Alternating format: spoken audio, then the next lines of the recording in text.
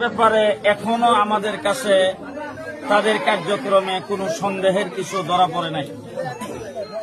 নির্বাচন সামনে আগামী 12 তারিখ পর্যন্ত, তখন পরিস্থিতি কি হয়, প্রশাসন কোন পদক্ষেপ নেয় তখন বলা যাবে।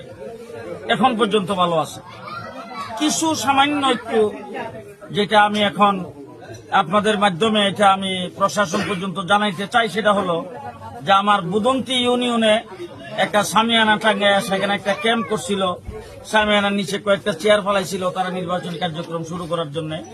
ওই জায়গায় নাকি উপজেলা ম্যাজিস্ট্রেট গেছে, যাইয়া সেখান থেকে সামিয়ানা খুইলা এই অফিসটা ভেঙে দেওয়ার কথা বলছেন, যেটি নির্বাচনী আচরণবিধি লঙ্ঘন। আমার লোকজন বলছে যে এটা আচরণবিধি লঙ্ঘনের মধ্যে কোনো দিক দিয়ে পড়ে না। তখন তারা বলছেন যে আমাদের উপরের অর্ডার।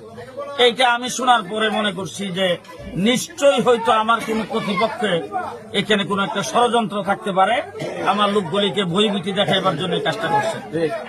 দ্বিতীয় নম্বর হইল আমার পরিকল্পনা, আমার ভাবনা হইল এই এলাকার মানুষের মুখে হাসি ফোটানো, এই এলাকার রাস্তাঘাটের উন্নয়ন।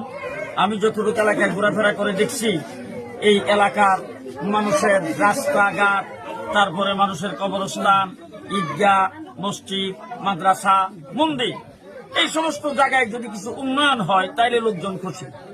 মানুষের চিকিৎসার ব্যবস্থা যদি হয়, কৃষি প্রধান এলাকা, কৃষকের যদি সার কীটনাশক এগুলি যদি স্বল্প মূল্যে পায়, কৃষকের যদি পণ্যের মূল্য যদি ভালো পায়, তাইলে ওনারা খুশি। ইনশাল্লাহ আমি এই সমস্ত কাজে উন্নয়ন করার জন্য চেষ্টা করব।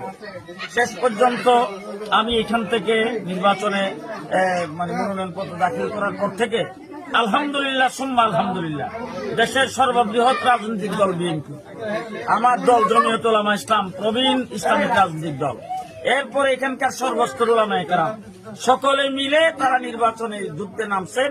ওনারা সব জায়গার থেকে আন্তরিকতার সাথে কাজ করতেছেন।